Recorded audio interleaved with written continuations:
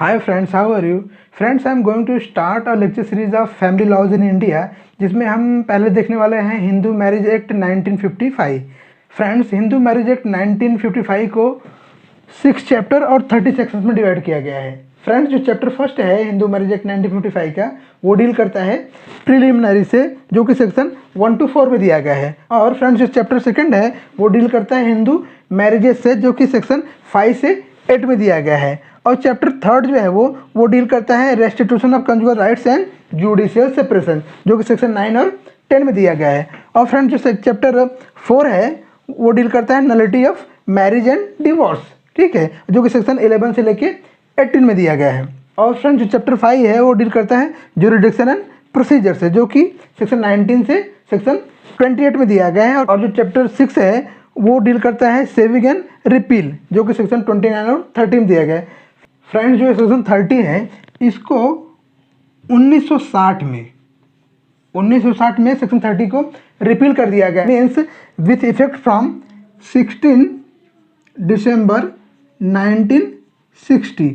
16 दिसंबर 1960 से जो है वो सेक्शन 30 को रिपील कर दिया गया है। मीन्स अभी एक्चुअल में हिंदू मैरिज एक्ट 1955 में 29 सेक्शंस हैं, ठीक है फ्रेंड्स।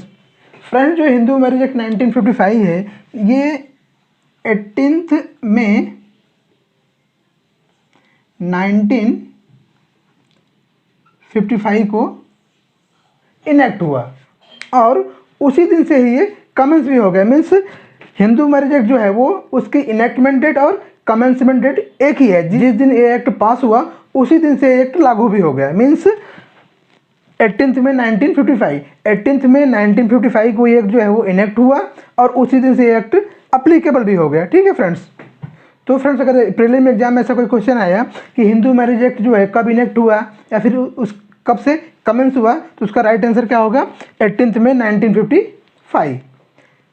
फ्रेंड्स, अब हम हिंदू मैरिज एक्ट 1955 का सेक्शन फर्स्ट देखते हैं, जो डील करता है शॉर्ट टाइटल एंड एक्सटेंड से। फ्रेंड्स, में 2 क्लॉज दिए गए हैं। क्लॉज फर्स्ट जो है उसमें क्या दिया गया है कि दिस एक्ट में be called Hindu marriage act 1955। Means इस एक्ट को हिंदू विवाह अधिनियम 1955 कहा जा सकेगा। फ्रेंड्स, और क्लॉज 2 जो है उसमें क्या दिया गया है कि it extend to whole of India except state of Jammu and Kashmir and applies to all Hindus domiciled in the territory to which this act extends who are outside the said territories. Means ये जो एक्ट है, means Hindu marriage act 1955 जो है वो पूरे भारतवर्ष पे applicable है। Means it extend to whole India except Jammu and Kashmir. Means Jammu and Kashmir को छोड़ के हिंदू मैरिज एक्ट 1955 पूरे भारतवर्ष पे अप्लीकेबल है, पूरे भारतवर्ष पे लागू है। लेकिन फ्रेंड्स, ये बात पुरानी हो गई है। From the date of 31 October 2019, means 31 अक्टूबर 2019 से ये जो हिंदू मैरिज एक्ट 1955 है ये जम्मू एंड कश्मीर पे भी अप्लीकेबल है। तो क्लॉज 2 में क्या दिया गया है कि it extend to whole of India except state of Jammu and Kashmir. और आगे क्या दिया गया है कि and applies also to Hindus domiciled in the territory to which this act extends who are outside the said territories. Means ये जो हिंदू मैरिज एक्ट 1955 है ये उन व्यक्तियों पर भी लागू है जो भारत में रहते हैं, भारत के नागरिक हैं, लेकिन कहीं और रहते हैं, ठीक है। वो भारत के नागरिक हैं, भारत में डोमिसाइल्ड हैं, लेकिन कहीं और रहते हैं, उन पे भी एक्ट अप्लीकेबल है। फ्रेंड्स, हम सेक्शन 2 देखते हैं। सेक्शन 2 में क्या दिया गया है कि अप्लीकेशन ऑफ एक्ट, इसमें 3 क्लॉज दिए गए हैं। जो क्लॉज फर्स्ट है उसमें 3 सब क्लॉज हैं ABC। तो क्लॉज फर्स्ट देखते हैं, उसमें क्या दिया गया है कि दिस एक्ट अप्लाइज, मीन्स ये एक्ट अप्लीकेबल है किस पे? जो क्लॉज ए में दिया गया है to any person who is a Hindu by religion in any of its form और developments include a Veerashaiva, Lingayat और फॉलोअर्स ऑफ ब्रह्म, प्रार्थना और आर्य समाज। मीन्स जो हिंदू मैरिज एक्ट 1955 है ये वीरशैव, लिंगायत, ब्रह्म, प्रार्थना या फिर आर्य समाज के जो भी फॉलोअर्स हैं उनके सहित ऐसे किसी भी व्यक्ति को लागू है जो कि हिंदू धर्म के रूपों के विकासों में से किसी के नाते धर्म से हिंदू है। Is that clear? और फ्रेंड्स, सब क्लॉज बी में क्या दिया गया है कि to any person who is Buddhist, Jain, Sikh by religion.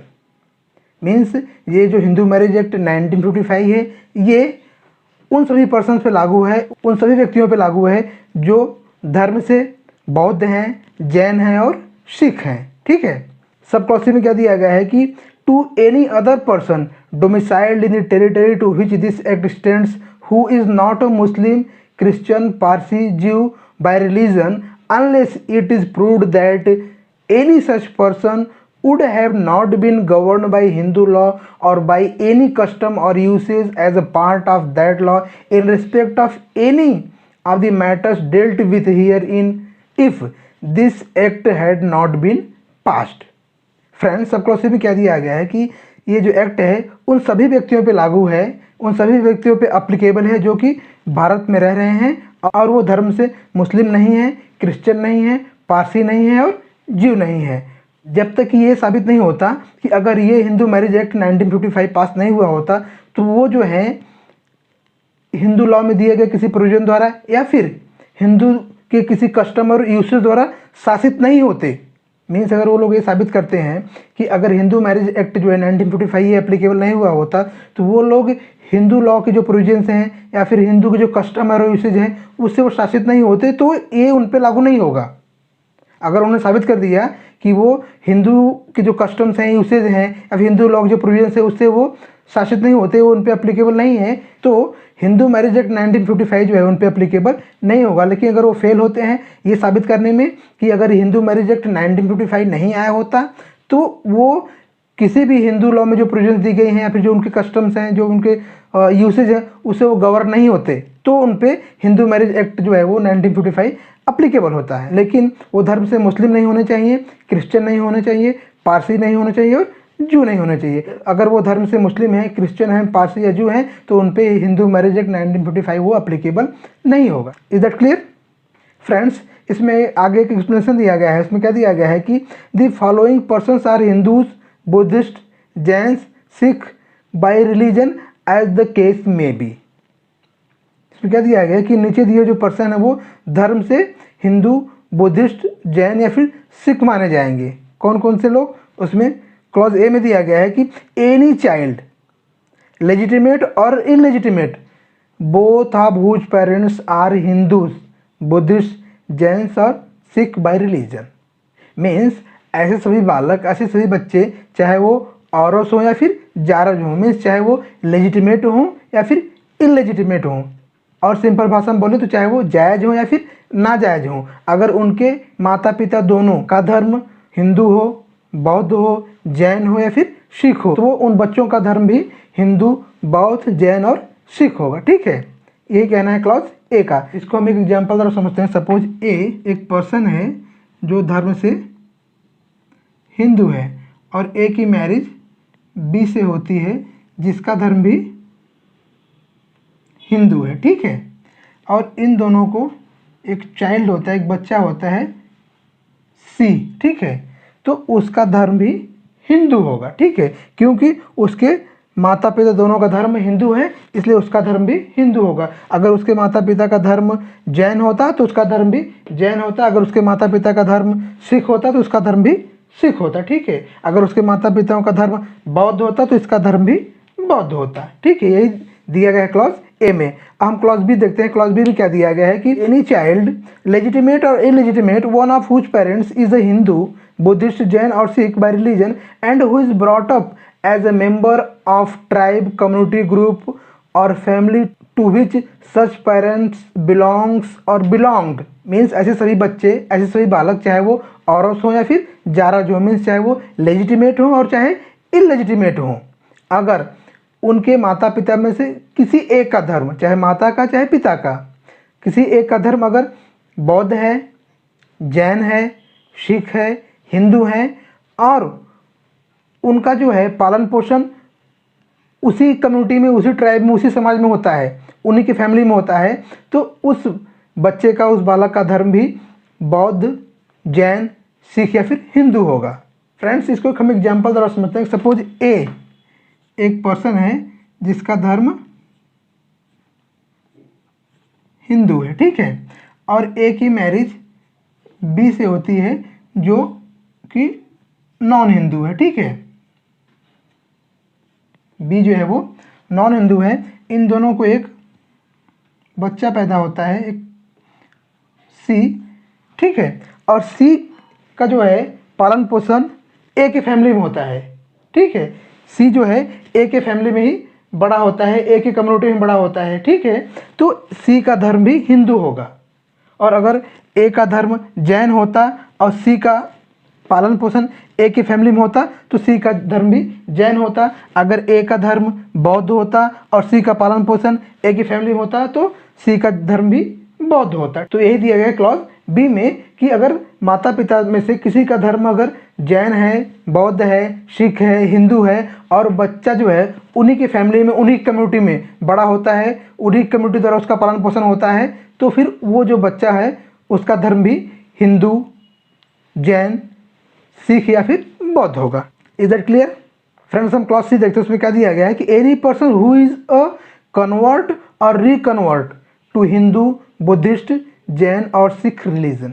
Means इसमें क्या दिया गया है कि अगर कोई नॉन हिंदू व्यक्ति हिंदू धर्म में कन्वर्ट होता है या फिर बौद्ध धर्म में कन्वर्ट होता है या फिर जैन धर्म में कन्वर्ट होता है तो उसका धर्म भी हिंदू, बौद्ध, जैन या फिर सिख होगा, ठीक है।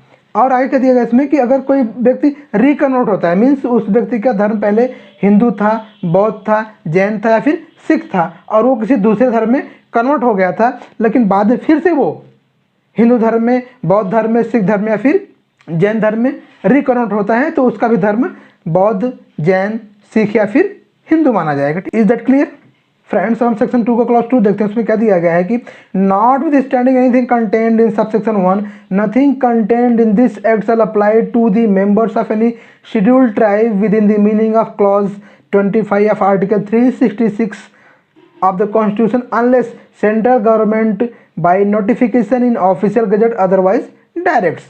मीन्स क्या दिया गया है कि भले ही सबसेक्शन 1 में चाहे जो भी दिया गया हो, लेकिन इस एक्ट की कोई भी बातें ऐसे शेड्यूल ट्राइब पे एप्लीकेबल नहीं होंगी जो कि कॉन्स्टिट्यूशन ऑफ इंडिया के आर्टिकल 366 के क्लॉज 25 में दिए गए हैं। मीन्स जो ऐसे शेड्यूल ट्राइब के मेंबर हैं जो आर्टिकल 366 के क्लॉज 25 में दिया गया है, तो ऐसे शेड्यूल ट्राइब के मेंबर्स पे ये जो हिंदू मैरिज एक्ट 1955 है उसकी कोई भी प्रोविज़न एप्लीकेबल नहीं होगी, भले ही सबसेक्शन 1 में चाहे जो भी दिया गया हो। लेकिन उसमें आगे क्या दिया गया है कि unless central government by notification in official gazette otherwise directs. Means जब तक कि सेंट्रल गवर्नमेंट ऑफिशियल गजट द्वारा ऐसा कोई डायरेक्शन नहीं देता। मीन्स अगर सेंट्रल गवर्नमेंट ने ऑफिशियल गजट द्वारा ऐसा कोई डायरेक्शन दिया कि ये जो एक्ट है ऐसे शेड्यूल ट्राइब पे भी एप्लीकेबल हो तो ये एक्ट उन पे भी एप्लीकेबल हो जाएगा। लेकिन उसके लिए क्या होगा, उसके लिए सेंट्रल गवर्नमेंट को नोटिफिकेशन द्वारा गजट करके डायरेक्शन देना पड़ेगा। ठीक, मीन्स अगर सेंट्रल गवर्नमेंट ने बाय नोटिफिकेशन डायरेक्शन दिया तो ये एक्ट ऐसे शेड्यूल ट्राइब पे एप्लीकेबल होगा जो कि आर्टिकल 366 के क्लॉज 25 में दिया गया है। लेकिन जब तक सेंट्रल गवर्नमेंट ऐसे कोई डायरेक्शन नहीं दे रहा है ऑफिशियल गजट द्वारा, तब तक ये एक्ट उन शेड्यूल ट्राइब पे एप्लीकेबल नहीं होगा जो कि आर्टिकल 366 के क्लॉज 25 में दिए गए हैं। ठीक है फ्रेंड्स, हम सेक्शन 2 क्लॉज 3 देखते हैं, उसमें क्या दिया गया है कि the expression Hindu in any portion of this act shall be construed as if it include a person who though not a Hindu by religion is nevertheless a person to whom this act applies by virtue of the provision contained in this act। Means इस अधिनियम के, इस act के किसी प्रभाव से हिंदू पद का ऐसे अर्थ लगाया जाएगा मानो कि इसके अंतर्गत ऐसे व्यक्ति हैं जो यद्यपि धर्म से हिंदू नहीं हैं फिर भी ऐसे व्यक्ति हैं जिसे यह अधिनियम, यह एक्ट इस धारा में अंतर्विष्ट उपबंधों के बल से लागू होता है। ठीक है, भले वो धर्म से हिंदू नहीं है। फ्रेंड्स, हम आज देखने वाले हैं हिंदू मैरिज एक्ट 1955 का सेक्शन 3 जो डील करता है डेफिनेशन से। सो फ्रेंड्स, हम सेक्शन 3 की बेयर एक्टिव लैंग्वेज देखते हैं, उसमें क्या दिया गया है कि इन this act unless the context otherwise requires. Means इस अधिनियम में जब तक कि प्रसंग से अन्यथा अपेक्षित न हो। फ्रेंड्स, हम सेक्शन 3 का क्लॉज ए देखते हैं, उसमें क्या दिया गया है कि the expression custom and usage signify any rule which having been continuously and uniformly observed for a long time has obtained the force of law among the Hindus in any local area, tribe, community, group or family। Means रूढ़ि और प्रथा पदों से ऐसा कोई नियम अभिप्रेत है जिसे कि लंबे समय से लगातार और एक रूपता से अनुपालित किए जाने के कारण किसी स्थानिक क्षेत्र में आदिम जाति समुदाय समूह या परिवार के हिंदुओं में विधि का बल अभिप्राप्त हो गया है। मीन्स जो यूसेज और कस्टम है वो किसी लोकल एरिया में, किसी समुदाय में, किसी समूह में या किसी परिवार में इतने लंबे समय से यूज होते हैं कि उनको लॉ का फोर्स हो जाता है, वो एज अ लॉ हो जाते हैं। लेकिन उसमें आगे क्या दिया गया है कि provided that the rule is certain and not unreasonable और अपोज द पब्लिक पॉलिसी।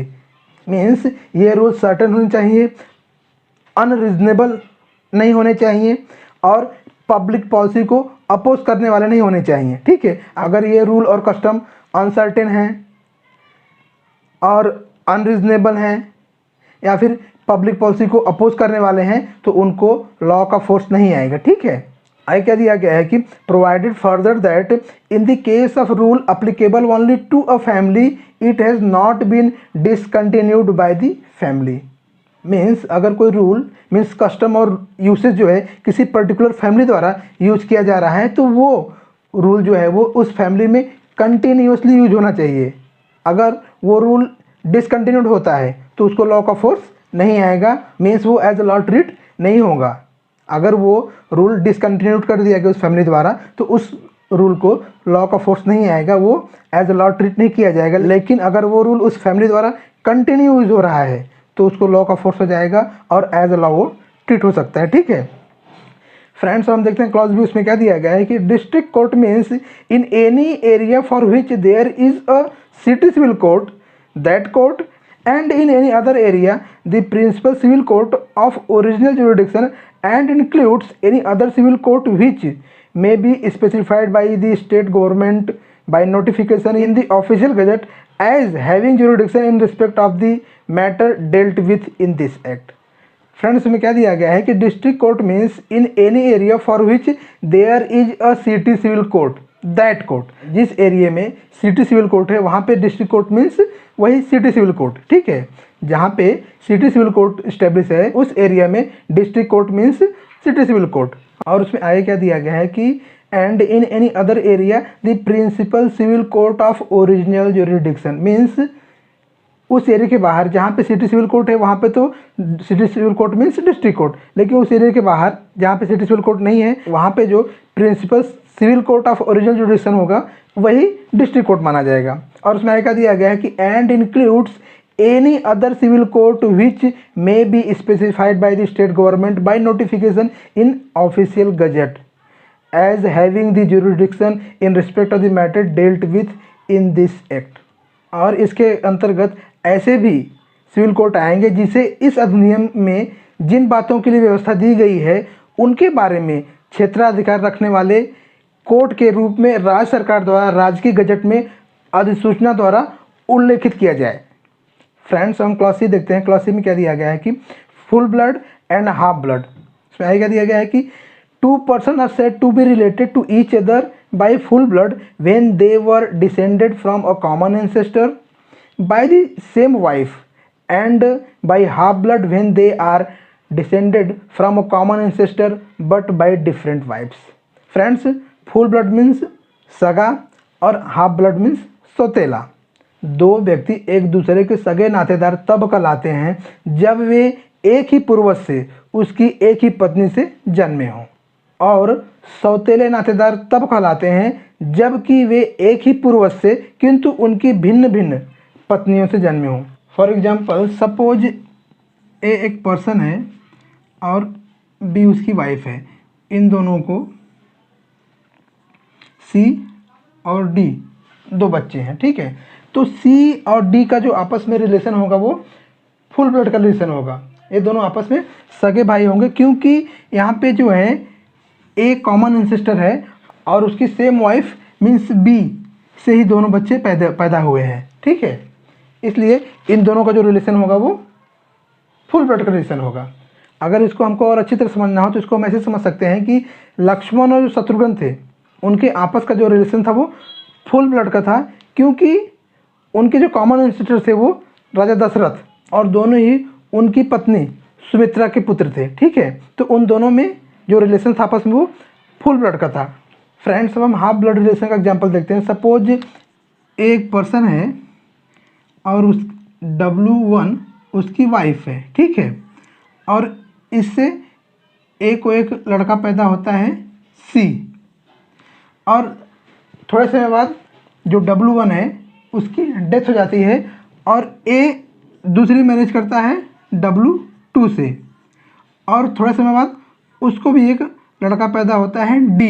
ठीक है, तो जो D और C में जो रिलेशन होगा आपस में, D और C में जो रिलेशन होगा वो हाफ ब्लड का होगा। ठीक है, D और C के भी जो रिलेशन होगा वो हाफ ब्लड का रिलेशन होगा, क्योंकि इनके जो है एंसेस्टर, इनका एंसेस्टर जो ए वो कॉमन है, लेकिन इन दोनों की माताएं वो अलग अलग हैं। ठीक है, वही दिया गया है इसमें कि 2 person are said to be related to each other by half blood when they are descended from a common ancestor but by different wifes. Means इनका जो फादर है ए वो एक ही है, लेकिन ये दोनों जो हैं वो अलग अलग माँ की संतान है। ठीक है, इनका फादर एक है लेकिन इन दोनों की माँ जो है वो अलग अलग है। ठीक है, इसलिए इनमें जो रिलेशन होगा आपस में वो हाफ ब्लड का होगा। इसको हम ऐसे समझ सकते हैं कि भगवान राम और लक्ष्मण का जो रिलेशन था आपस में वो हाफ ब्लड का था, क्योंकि भगवान राम की माता कौशल्या थी और लक्ष्मण की माता सुमित्रा थी, लेकिन दोनों जी की जो पिता थे वो राजा दशरथ थे। ठीक है, उनकी माता जो है वो अलग अलग थी, लेकिन फादर जो है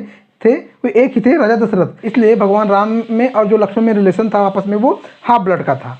फ्रेंड्स, अब हम क्लॉज डी देखते हैं जो डील करता है यूटेराइन ब्लड से। इसमें क्या दिया गया है कि 2 person are said to be related to each other by uterine blood when they are descendant from a common ancestress but by different husbands. Uterine blood को हिंदी बोलते हैं सहोदर, मीन्स एक ही उदर से पैदा हुए 2 बच्चे जो हैं उनमें आपस में जो रिलेशन होता है वो सहोदर का होता है। ठीक है, मीन्स 2 पर्सन आपस में एक दूसरे से यूटेराइन ब्लड से रिलेटेड हैं तब माना जाएगा जब उनके पिता अलग अलग होंगे लेकिन उनकी माता जो है वो एक ही होंगी। ठीक है, फॉर एग्जांपल सपोज W जो है एक औरत है और इसने H1 से शादी की। ठीक है, और इन दोनों को एक लड़का पैदा हुआ C। उसके थोड़े समय बाद H1 की मृत्यु हो जाती है, W फिर दोबारा मैरिज करती है H2 से। ठीक है, और उसको H2 से फिर से इसको एक लड़का पैदा होता है जो है D।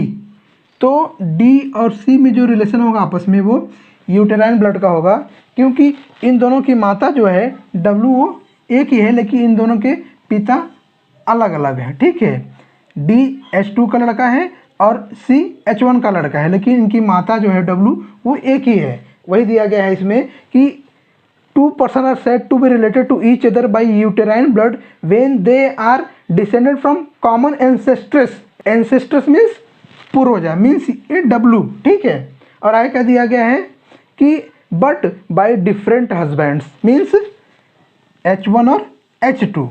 ठीक है, तो अगर 2 व्यक्तियों की 2 बच्चों की माता एक है लेकिन उनके फादर जो है वो अलग अलग हैं तो उनमें आपस में जो रिलेशन होगा वो यूटेराइन ब्लड का होगा। ये दिया गया है क्लॉज डी में। फ्रेंड्स, आगे इसमें एक एक्सप्लेनेशन दिया गया, उसमें क्या दिया गया है कि in clause C and D ancestor include father and ancestors include mother. Means clause C में जो एक्सप्रेशन एंसेस्टर है उसमें फादर भी आएंगे और क्लॉज डी में जो एक्सप्रेशन एंसेस्टर्स है उसमें मदर भी आएंगी। फ्रेंड्स, हम क्लॉज डी देखते हैं जो डिफाइन करता है प्रिस्क्राइब को। उसमें क्या दिया गया है कि prescribe means prescribe by rule made under this act, means विहित से इस अधिनियम के अधीन बनाए गए नियमों द्वारा विहित अभिप्रेत है। फ्रेंड्स, हम देख रहे हैं हिंदू मैरिज एक्ट 1955, जिसमें हमने इसके पहले के लेक्चर में सेक्शन 3 का क्लॉज ई देखा था। आज हम देखने वाले सेक्शन 3 का क्लॉज एफ जो डील करता है सपिंडाज रिलेशनशिप। फ्रेंड्स, अगर हम सपिंडाज रिलेशनशिप की बात करें तो सपिंडाज रिलेशनशिप मीन्स होता क्या है। फ्रेंड्स, सपिंडाज रिलेशनशिप क्या होता है जानने से पहले इसको जानना क्यों जरूरी है ये देखते हैं। फ्रेंड्स, सेक्शन 5 जो है हिंदू मैरिज एक्ट का, जो डील करता है कंडीशंस ऑफ हिंदू मैरिज। इसमें जो है सेक्शन 5 का जो क्लॉज 5 है वो बात करता है सपेंडाज रिलेशनशिप। इसमें ऐसा दिया गया है कि अगर दो व्यक्ति आपस में सपेंडाज रिलेशन द्वारा जुड़े हुए हैं तो उनमें आपस में मैरिज नहीं हो सकती। अगर दो व्यक्तियों का आपस में जो रिलेशन है वो सपेंडाज द्वारा जुड़ा हुआ है, वो एक दूसरे के सपेंडाज हैं, तो उनमें आपस में मैरिज नहीं हो सकता। इसलिए हमें ये जानना जरूरी है कि कौन कौन से व्यक्ति आपस में सपेंडाज रिलेशन द्वारा जुड़े होते हैं। अगर दो व्यक्ति आपस में सपेंडाज रिलेशन द्वारा जुड़े हैं तो उनमें आपस में मैरिज नहीं हो सकती, ठीक है। इसीलिए जो सेक्शन 3F है जो बात करता है सपेंडाज रिलेशंस की, तो उसमें वही दिया गया है कि कौन कौन से व्यक्ति आपस में सपेंडाज रिलेशन द्वारा जुड़े हुए हैं।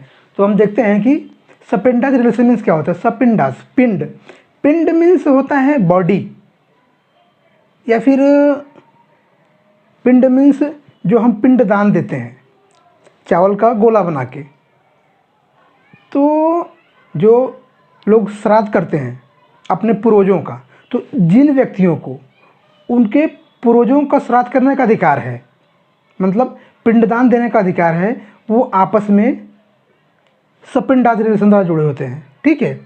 सपोज फॉर एग्जांपल कि सपोज ए एक व्यक्ति है और डी इसका जो है दादा था, ठीक है, दादा मतलब इसके पूर्वज। डी की मृत्यु हो जाती है तो डी को 3 लड़के हैं, सपोज ई, एफ और जी, और ए जो है ई का लड़का है, ठीक है। तो ए को अधिकार है डी का श्राद्ध करने का, ई को भी है, एफ को भी है, जी को भी है, क्योंकि ये एफ और जी ए के चाचा हैं, ठीक है। तो इनको भी अधिकार है डी का पिंडदान करने का। तो इनमें और इनमें जो रिलेशन है वो आपस में वो क्या कौन सा होगा, सपेंडाज का होगा, क्योंकि डी का श्राद्ध करने का या फिर डी को पिंडदान देने का अधिकार जी का भी है, एफ का भी है और ए का भी है। इसलिए जी, ई और ए में जो रिलेशन होगा वो सपेंडाज रिलेशन होगा आपस में, ठीक है।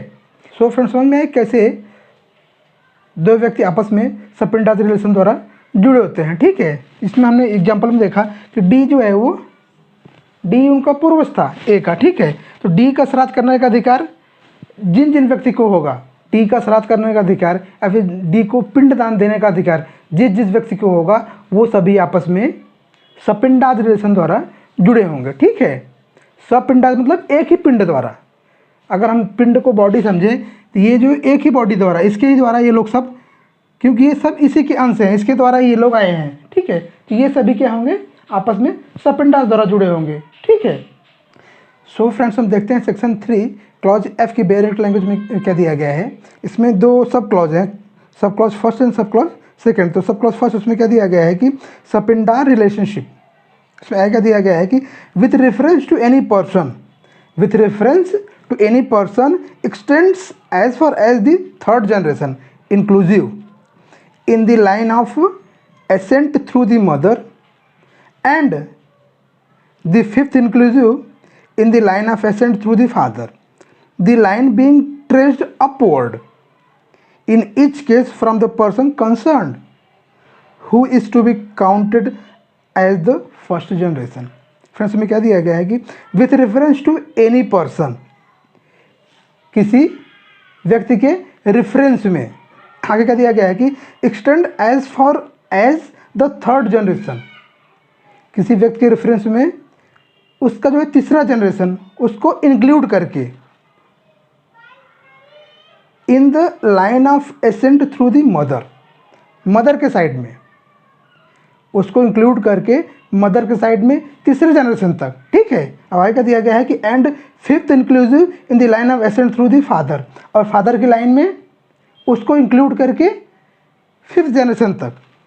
आगे क्या दिया गया है कि the line being trace upward in each case from the person concern, जो लाइन होगी कैसे वो अपवर्ड ट्रेस होगी, ऊपर की ओर जाएगी, ठीक है। जो पर्सन कंसर्न है उससे ऊपर की ओर लाइन जाएगी। और आगे क्या दिया गया है कि who is to be counted as the first generation, और जो कंसर्न व्यक्ति है वो पहला जनरेशन काउंट किया जाएगा, ठीक है। इसको एक एग्जाम्पल तरह समझते हैं कि सपोज ए एक व्यक्ति है, ठीक है। तो अब हम देखेंगे कि कौन कौन से व्यक्ति जो हैं इसके सब इंडायरेक्ट रिलेशन में आएंगे। तो ए जो है इसमें क्या दिया गया है बुक में कि मदर की साइड से 3rd जनरेशन और फादर की साइड से 5th जनरेशन तक, ठीक है। तो ये ए है, इसकी मदर की साइड देते हैं, ठीक है। तो ये अब ये उसकी हो गई मदर, उसके बाद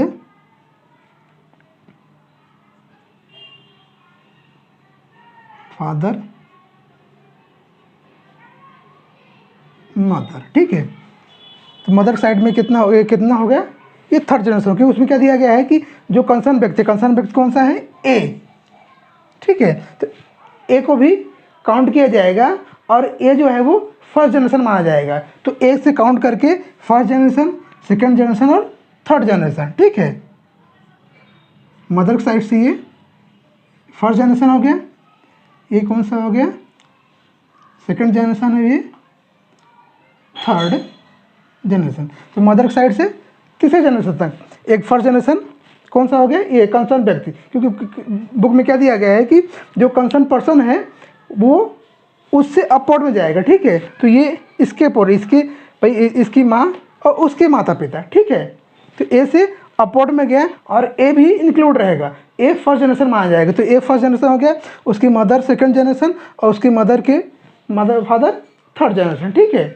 मतलब इसके नाना नानी भी, ठीक है। मतलब मदर साइड से इसके नाना नानी तक, मीन्स उसकी माँ और माँ के माता पिता, मतलब नाना नानी, ठीक है। तो ये 3 जनरेशन किस में आएंगे, 3 जनरेशन तक ये आएंगे सेपरेट रिलेशन में। अब हम फादर साइड देखते हैं कि फादर साइड में ये कौन सा हो गया, पहला जनरेशन फादर होगा, ठीक है।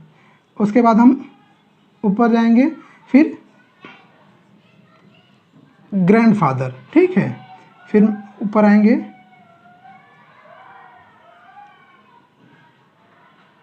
ग्रेट ग्रैंडफादर, फिर हम ऊपर आएंगे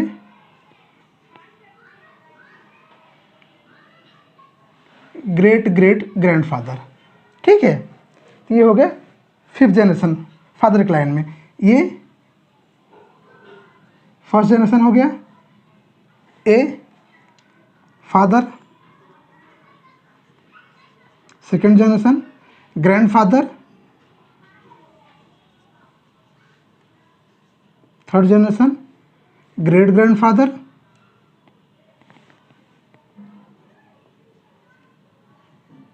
4th जनरेशन और great great grandfather 5th generation, okay. जैसा कि बुक में दिया गया है कि फादर के साइड से 5th जनरेशन तक, और ये बंदा जो है वो जो कंसर्न पर्सन है ए, वो इंक्लूड किया जाएगा और अपवर्ड जाएगा उससे, ठीक है। तो अपवर्ड में ए का फादर, ए का ग्रैंडफादर, ए का ग्रेट ग्रैंडफादर और ए का ग्रेट ग्रेट ग्रैंडफादर, मतलब पिता, दादा, परदादा और परदादा, ठीक है। तो ये सभी जो लोग हैं ये सभी आपस में सपिंडास रिलेशन द्वारा जुड़े रहेंगे, जैसा कि पुस्तक में दिया गया है। इसमें क्या दिया गया है कि with reference to any person extend as far as 3rd generation inclusive in the line of ascent through mother, ठीक है। आएगा दिया गया कि and the 5th generation inclusive in the line of ascent through the father, ठीक है। आएगा दिया गया है कि the line being traced upward in each case from the person concern, जो पर्सन कंसर्न कौन सा ए है, तो ए से जो लाइन ए से लेके वो लाइन क्या अपवर्ड में ट्रेस होगी, ऊपर की ओर जाएगी। आगे दिया गया है कि who is to be counted as the 1st generation, और जो कंसर्न पर्सन है वो 1st जनरेशन करके काउंट होगा, ठीक है। तो ये जो लोग होंगे मदर साइड से 3rd जनरेशन और फादर के साइड से 5th जनरेशन तक, ये सभी लोग आपस में सपिंडास कहलाएंगे। इनमें आपस में मैरिज नहीं हो सकती। सपोज अगर ए फीमेल है, ए क्या है, फीमेल है, तो इनमें से कोई भी मेल जो होगा मेंबर, ये जो मतलब फादर की साइड से 5th जनरेशन तक और मदर की साइड से 3rd जनरेशन तक, कोई भी मेल मेंबर इससे शादी नहीं कर सकता। समझ में आया क्या? कोई भी ये 3rd जनरेशन तक मदर साइड में और फादर साइड में 5th जनरेशन तक कोई भी मेल मेंबर ए से शादी नहीं कर सकता। अगर सपोज ए जो है वो मेल है तो भी ये जो फिफ्थ जनरेशन तक इनमें से कोई भी फीमेल, इनकी लड़की हो, नातिन हो, कोई भी हो, वो ऐसे शादी नहीं कर सकती और मदर के साइड में भी थर्ड जनरेशन तक उससे कोई शादी नहीं कर सकता, ठीक है। क्योंकि ये सभी जो लोग होंगे ये आपस में सपेंडाज रिलेशन द्वारा जुड़े रहेंगे। और सेक्शन 5 का क्लॉज जो 5 है उसमें क्लियर कर दिया गया है कि अगर दो व्यक्ति आपस में सपेंडाज रिलेशन द्वारा जुड़े हुए हैं तो उनमें मैरिज जो है वो पॉसिबल नहीं है, ठीक है। इसलिए ये जो लोग हैं मदर साइड से थर्ड जनरेशन और फादर साइड से फिफ्थ जनरेशन तक के जो सभी लोग हैं ये आपस में सपेंडाज रिलेशन द्वारा जुड़े हुए हैं और इसलिए इनमें जो है वो शादी संभव नहीं है। सेक्शन 3 क्लॉज एफ के सब क्लॉज सेकंड में क्या दिया गया है कि two person are said to be sapindas of each other if one is a lineal ascendant of others within the limits of Sapindage relationship, or if they have a common lineal ascendant who is within the limits of Sapindage relationship with reference to the each of them। तो sub clause 2 में ही दिया गया है कि दो व्यक्ति आपस में सपेंडाज रिलेशन में माने जाएंगे कब, जब वे लोग इनमें से होंगे, ठीक है। अगर वे इनमें से होंगे मदर साइड से थर्ड जनरेशन, फादर साइड से फिफ्थ जनरेशन, तो वो दोनों आपस में सपेंडाज रिलेशन द्वारा जुड़े हुए हैं ऐसा माना जाएगा, ठीक है। फ्रेंड्स एक दूसरी इंपॉर्टेंट बात ये है कि ये जो व्यक्ति हैं चाहे आपस में ये हाफ ब्लड रिलेशन द्वारा जुड़े हुए, चाहे फुल ब्लड रिलेशन द्वारा, चाहे यूटेराइन ब्लड रिलेशन द्वारा, ठीक है। इनमें चाहे जो इनका जो रिलेशन आपस में चाहे वो हाफ ब्लड द्वारा जुड़ा हुआ हो, चाहे फुल ब्लड द्वारा, चाहे यूटेराइन, तो भी वो एक दूसरे के सपेंडाज माने जाएंगे। और चाहे इनमें इनका जो रिलेशन चाहे लेजिटिमेट हो या फिर इलेजिटिमेट हो, जो इनके बच्चे होंगे, सपोज एफ जो है एफ जी एफ का इलेजिटिमेट चाइल्ड है और एफ का लड़का ए है, तो भी इनमें जो रिलेशन होगा वो सपेंडाज का रिलेशन माना जाएगा। और अगर एफ जी एफ का लेजिटिमेट चाइल्ड है तो भी जो है इनमें आपस में जो रिलेशन होगा वो सपेंडाज रिलेशन होगा। और चाहे इनका आपस का रिलेशन जो हो एडॉप्टिव सन का हो, सपोज जी एफ ने ग्रैंडफादर ने एफ को गोद लिया है, एफ को अडॉप्ट किया है और एफ का लड़का ये है, तो भी इनमें जो रिलेशन होगा आपस में वो सपेंडाज का होगा, ठीक है। तो चाहे रिलेशन जो चाहे फुल ब्लड हो, चाहे हाफ ब्लड हो, चाहे यूटेराइन का हो, चाहे एडॉप्शन से रिलेशन आया हो, चाहे लेजिटिमेट हो, चाहे इलेजिटिमेट हो, ठीक है। वो सभी व्यक्ति जो फादर की साइड से फिफ्थ जनरेशन में और मदर की साइड से थर्ड जनरेशन में आएंगे वे सभी आपस में सपेंडाज रिलेशन द्वारा जुड़े होंगे ऐसा माना जाता है, ठीक है। फ्रेंड्स हम देख रहे हैं हिंदू मैरिज एक्ट 1955, जिसमें हमने इसके पहले के लेक्चर में सेक्शन 3 क्लॉज एफ देखा था। आज हम देखने वाले हैं सेक्शन 3 क्लॉज जी, जो डील करता है डिग्रीज ऑफ प्रोहिबिटेड रिलेशनशिप। तो डिग्रीज ऑफ प्रोहिबिटेड रिलेशनशिप को जानने से पहले हम ये जानते हैं कि इसको जानना जरूरी क्यों है। फ्रेंड्स जो सेक्शन 5 है हिंदू मैरिज एक्ट का, वो डील करता है कंडीशंस ऑफ हिंदू मैरिज से। तो उसमें जो सेक्शन 5 का जो क्लॉज 4 है उसमें ऐसा दिया गया है कि अगर दो व्यक्ति एक दूसरे के डिग्री ऑफ प्रोहिबिटेड रिलेशनशिप में आते हैं तो उनमें मैरिज जो है वो पॉसिबल नहीं है, जब तक कि उनका कस्टम या फिर यूसेज उनको ऐसा करने की परमिशन नहीं देता। अगर दो लोग एक दूसरे के डिग्री ऑफ प्रोहिबिटेड रिलेशनशिप में है तो उनमें मैरिज संभव नहीं है, जब तक कि उनका जो कस्टम है या फिर जो उनका यूसेज है उनको ऐसे करने के लिए परमिशन नहीं देता, ठीक है। फ्रेंड्स हम सेक्शन 3 क्लॉज जी की डायरेक्ट लैंग्वेज देखते हैं। उसमें क्या दिया गया है, ये डिग्रीज ऑफ प्रोहिबिटेड रिलेशनशिप। इसमें क्या दिया गया है कि 2 persons are said to be within the degrees of prohibited relationship. दो व्यक्ति एक दूसरे के डिग्रीज ऑफ प्रोहिबिटेड रिलेशनशिप में हैं, कब माना जाएगा। उसमें 5 सब क्लॉज दिए गए हैं। सब क्लॉज 1 में क्या दिया गया है कि if one is a lineal ascendant of the others, if one is lineal ascendant of others means दो व्यक्ति आपस में एक दूसरे के प्रोहिबिटेड रिलेशनशिप में आते हैं, ऐसा कब माना जाएगा, जब उसमें से एक जो है वो दूसरे का lineal ascendant हो। lineal ascendant मीन्स उनका पूर्वज हो, ascendant मतलब ऊपर की लाइन में, ठीक है। अगर एक व्यक्ति दूसरे व्यक्ति का पूर्वज है तो वो एक दूसरे के डिग्री ऑफ प्रोहिबिटेड रिलेशनशिप में आते हैं। फॉर एग्जांपल सपोज ए ए एक पर्सन है, ठीक है, इसके लीनियल एसेंडेंट मीन्स इसके पूर्वज कौन कौन होंगे, इसके फादर, ठीक है, इसके फादर और मदर, ठीक है। उसके बाद इसके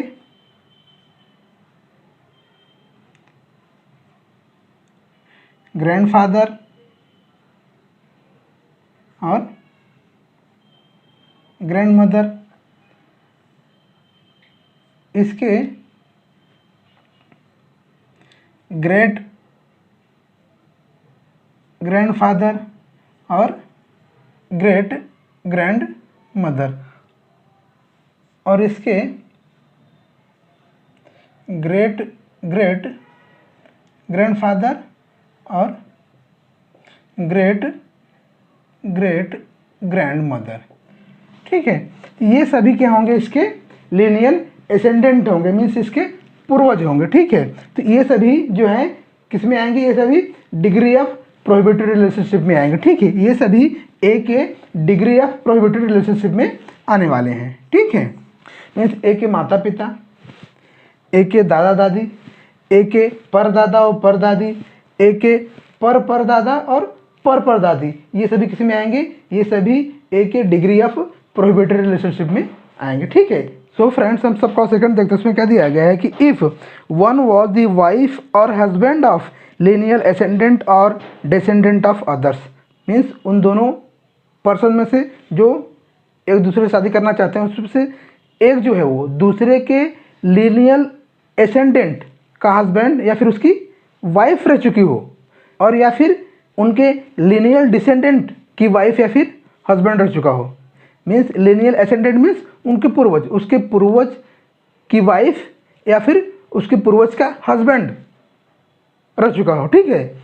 या फिर लीनियल डिसेंडेंट का हस्बैंड और वाइफ रह चुका हो। मीन्स लीनियल डिसेंडेंट मीन्स क्या हो गया, उनके वंशज, उनकी जो संतानें हैं उनका हस्बैंड रह चुका हो या फिर उनकी वाइफ रह चुकी हो, तो वो जो है वो डिग्रीज ऑफ प्रोहिबिटेड रिलेशनशिप में आएंगे। इसके लिए हम एक एग्जांपल देखते हैं कि सपोज ए जो है पर्सन है, ठीक है। तो ए के जो लीनियल एसेंडेंट होंगे कौन कौन से होंगे, ए के माता पिता, ए के दादा दादी और ए के परदादा और परदादी, ये सभी ए के क्या होंगे, लीनियल एसेंडेंट मीन्स ए के पूर्वज होंगे। तो उसमें क्या दिया गया है सब क्लास 2 में कि if one was the wife और husband of lineal ascendant of other, तो जो दूसरा व्यक्ति है ए के लीनियल एसेंडेंट का हस्बैंड रह चुका हो या फिर वाइफ रह चुकी हो। तो सपोज अगर ए के फादर को लेते हैं, तो अगर जो दूसरा पर्सन है ए के फादर की वाइफ रह चुकी हो या फिर ए के ग्रैंडफादर की वाइफ रह चुकी हो या फिर ए के ग्रेट ग्रैंडफादर की वाइफ रह चुकी हो, तो वो क्या होगी, वो ए के डिग्री ऑफ प्रोहिबिटेड रिलेशनशिप में आएगी, ठीक है। और क्या दिया गया है कि या फिर उनके लीनियल एसेंडेंट का हस्बैंड हो, मीन्स ए के मदर का हस्बैंड रह चुका हो, ए के ग्रैंड मदर का हस्बैंड रह चुका हो या फिर ए के ग्रेट ग्रैंड मदर का हस्बैंड रह चुका हो, तो वो भी ए के डिग्री ऑफ प्रोहिबिटेड रिलेशनशिप में आएंगे। ये हो गया लीनियल एसेंडेंट की बात। और सब क्लास 2 में भी दिया गया है कि if one was the wife और husband of lineal descendant of others, अगर दोनों व्यक्तियों में से एक दूसरे के लीनियल डिसेंडेंट का हस्बैंड रह चुका हो या फिर उसकी वाइफ रह चुकी हो या रह चुका हो, मीन्स क्या है कि उनका डिवोर्स हो चुका हो, या फिर अगर वो फीमेल है तो उसके हस्बैंड की मृत्यु हो चुकी हो और मेल है तो उसकी वाइफ की मृत्यु हो चुकी हो, ठीक है। तो इसको हम एक एग्जांपल द्वारा समझते हैं कि ए के लीनियल डिसेंडेंट मीन्स ए के वंशज, ए की संतानें। तो ए के वंशज में कौन आएंगे, ए का सन मीन्स ए का लड़का, ए के लड़के का लड़का, ए के लड़के की लड़की, ए के लड़के का लड़का, ए के लड़के की लड़की, ए की लड़की, ए के लड़की की लड़की, ए के लड़की की लड़का, ए के लड़की की लड़की, ए के लड़की की लड़का, ये सभी जो नीचे क्रम में आ रहे हैं ये सभी ए के लीनियल डिसेंडेंट होंगे।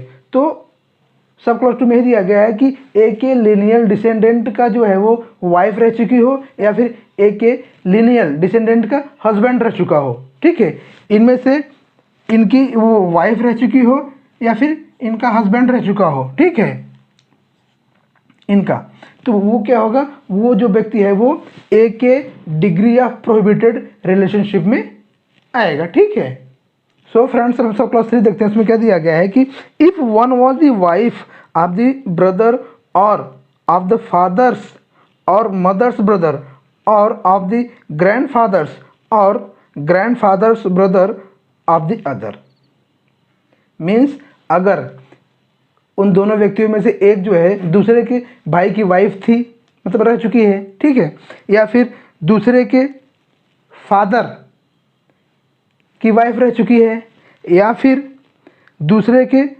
मदर के ब्रदर मतलब उसके माँ के भाई की वाइफ रह चुकी है, या फिर दूसरे के ग्रैंडफादर में से उसके दादा की वाइफ रह चुकी है, या फिर उसके दादी के भाई की वाइफ रह चुकी है। तो ये जो व्यक्ति होंगे ये एक दूसरे के डिग्रीज ऑफ प्रोहिबिटेड रिलेशनशिप में आएंगे। इसको हम एक एग्जाम्पल द्वारा समझते हैं। ठीक है, इसमें क्या दिया गया कि if one was the wife of the brother, suppose पहला व्यक्ति ए है और जो दूसरा व्यक्ति है वो क्या है, वो कौन है, वो ए के ब्रदर की वाइफ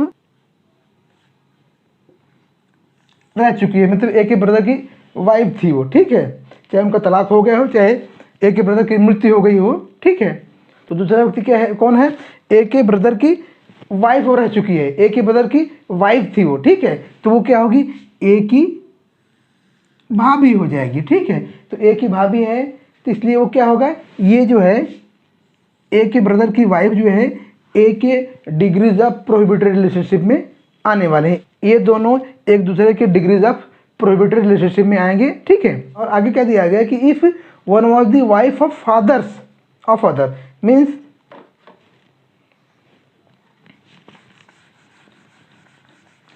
सपोज वो पहला व्यक्ति ए है। ठीक है, तो ए के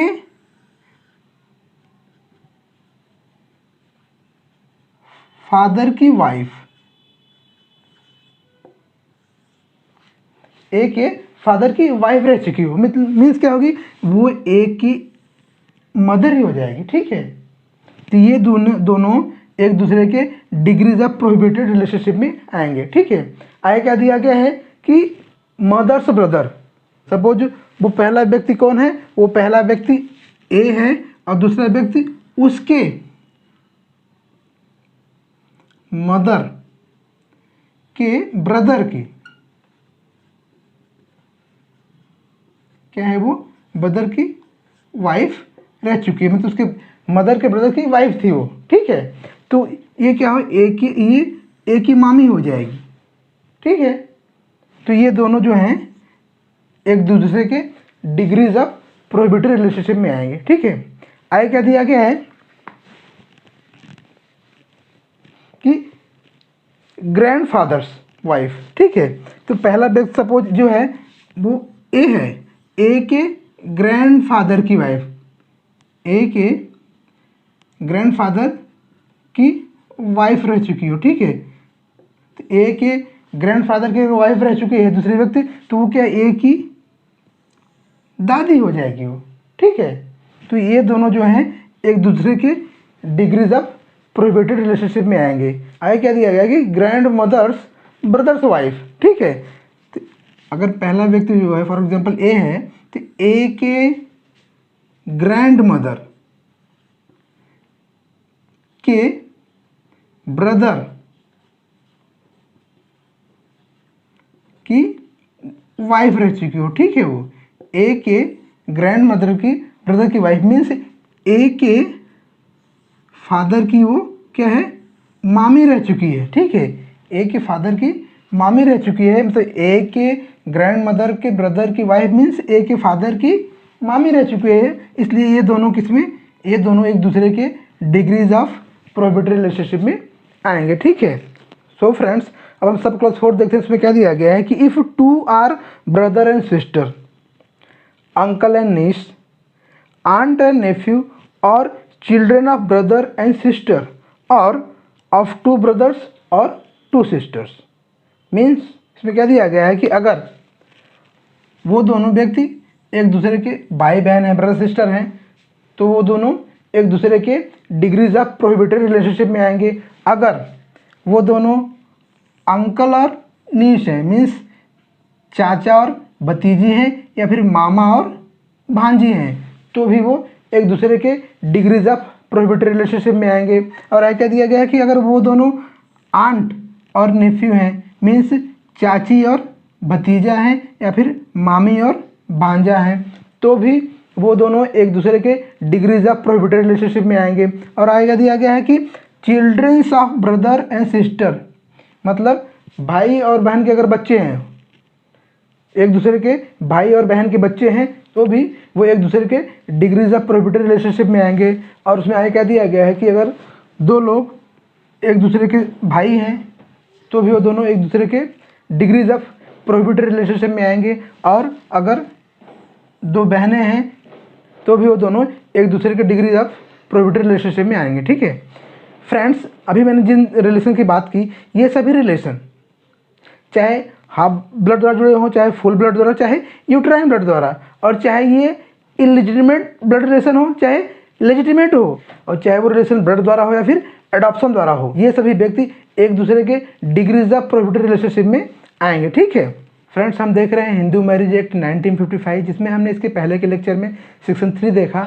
आज हम देखने वाले सेक्शन 4, जो डील करता है overriding effect of act से। Friends, overriding effect means जो हिंदू मैरिज एक्ट है, इसका जो एक्ट पहले से लागू थे, उन एक्ट पे, उन कानूनों पे हिंदू मैरिज एक्ट 1955 का जो है उसका प्रभाव कैसा रहेगा। तो इसमें क्या दिया गया है कि save as otherwise expressly provided in this act.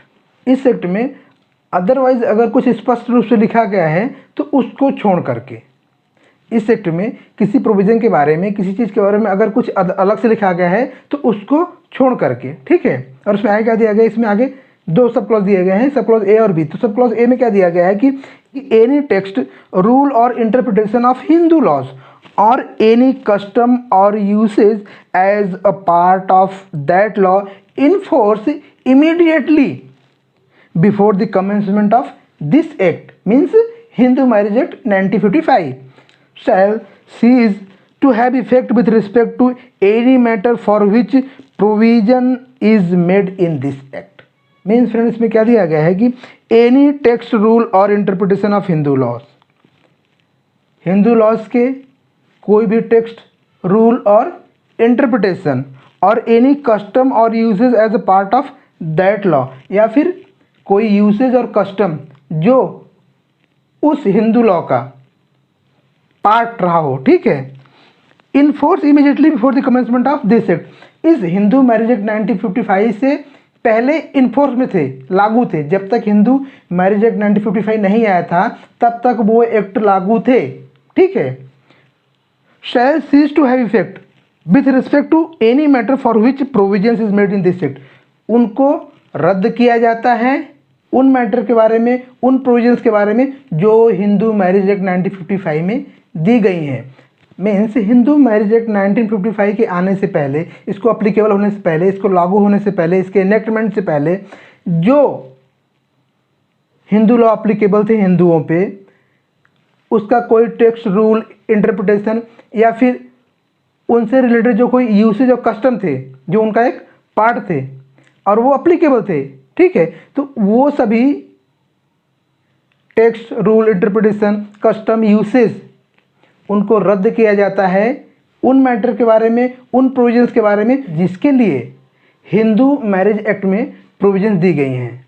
For example, section 5 जो है हिंदू मैरिज एक्ट का, जो डील करता है conditions for a Hindu marriage से, उसका जो क्लॉज 3 है, सेक्शन 5 के क्लॉज 3 में दिया गया है कि at the time of marriage bride groom की एज 21 ईयर होनी चाहिए और ब्राइड की एज 18 होनी चाहिए। मीन्स शादी के समय दूल्हे की उम्र 21 साल और दुल्हन की उम्र 18 साल होनी चाहिए। अगर दूल्हे की उम्र 21 साल से कम है और दुल्हन की 18 साल से कम है तो उनमें शादी नहीं हो सकती, ठीक है। तो ये किस में दिया गया है, ये हिंदू मैरिज एक्ट के सेक्शन 5 में दिया गया है, ठीक है, सेक्शन 5 के क्लॉज 3 में। और सपोज हिंदू मैरिज एक्ट 1955 के आने से पहले जो लॉ अप्लीकेबल रहा होगा तो उसमें सपोज ऐसा दिया होगा कि दूल्हे की उम्र 18 चाहिए at the time of marriage और दुल्हन की 15 चाहिए, ठीक है। तो वो ये लॉ आने के बाद, हिंदू मैरिज एक्ट 1955 आने के बाद अब ये जो है ये रूल हट जाएगा, ये रद्द हो जाएगा, ठीक है। जो उसमें शादी की जो एज की कंडीशन थी पहले के लॉ में, ठीक है, वो अब रद्द हो जाएगा क्योंकि शादी के लिए जो उम्र है उसके लिए नई प्रोविज़न दे दी गई किसमें, हिंदू मैरिज एक्ट 1955 में, ठीक है। इसलिए जो उस एक्ट में प्रोविज़न थी शादी के लिए एज के लिए वो रद्द हो जाएगी और ये लागू हो जाएगी, ठीक है। तो यही दिया गया सेक्शन 4 के क्लॉज ए में कि एनी टेक्स्ट रूल और इंटरप्रिटेशन ऑफ हिंदू लॉ और any custom or usage as a part of that law in force immediately before the commencement of this act shall cease to have effect with respect to any matter for which provisions is made in this act। किसके लिए, जिसके लिए इस act में means Hindu marriage act में provisions दी गई हैं, ठीक है। और उसमें क्लॉज बी में क्या दिया गया है कि any other law in force immediately before the commencement of this act shall cease to have effect in so far as it is inconsistent with any of the provisions contained in this act। इसमें क्या दिया गया है clause B में कि any other law और दूसरे भी जो लॉ होंगे, ठीक है, हिंदू मैरिज एक्ट 1955 के आने से पहले और ऐसे दूसरे भी लॉ होंगे, हिंदू लॉ छोड़ दो, दूसरे भी लॉ जिसमें हिंदू के बारे में कोई प्रोविज़न दी गई, उनके मैरिज के बारे में, उनके डिवोर्स के बारे में अगर कोई प्रोविज़न दी गई है हिंदू मैरिज एक्ट 1955 के आने के बाद उस लॉ की भी प्रोविज़न रद्द हो जाएंगी अगर वो प्रोविजंस हिंदू मैरिज एक्ट 1955 में जो प्रोविजंस दी गए हैं उनसे इनकन्सिस्टेंट हो, मीन्स उन एक्ट में दी गई प्रोविजंस हिंदू लॉ में दी गई प्रोविजन से भिन्न हैं, उससे इनकन्सिस्टेंट हैं, उससे अलग हैं, तो वो प्रोविजंस भी रद्द हो जाएंगी। मीन्स अगर हिंदू मैरिज एक्ट 1955 आने से पहले और दूसरे भी लॉ हों, हिंदू लॉ छोड़ दो, उसके लॉ में जो दूसरे लॉ थे उसमें हिंदू के मैरिज के लिए, डिवोर्स के लिए कुछ उसमें अगर प्रोविजन दी गई थी तो वो प्रोविजंस रद्द हो जाएंगी अगर वो प्रोविजंस हिंदू मैरिज एक्ट 1955 में दी गई प्रोविजन से भिन्न हैं, उनसे अलग हैं, उनसे इनकन्सिस्टेंट हैं। लेकिन अगर वो प्रोविजंस हिंदू मैरिज एक्ट में दी गई प्रोविजन से इनकन्सिस्टेंट नहीं है, इससे भिन्न नहीं है, ठीक है, तो वो प्रोविजंस रद्द नहीं होंगी। जो प्रोविजंस हिंदू मैरिज एक्ट में दी गई प्रोविजन से अलग नहीं है, भिन्न नहीं है, वो प्रोविजंस जो है वो रद्द नहीं होंगी। सो फ्रेंड्स, आज के लिए बस इतना ही। हम फिर मिलेंगे अगले लेक्चर में हिंदू मैरिज एक्ट 1955 के एक अलग टॉपिक के साथ। तब तक के लिए नमस्कार।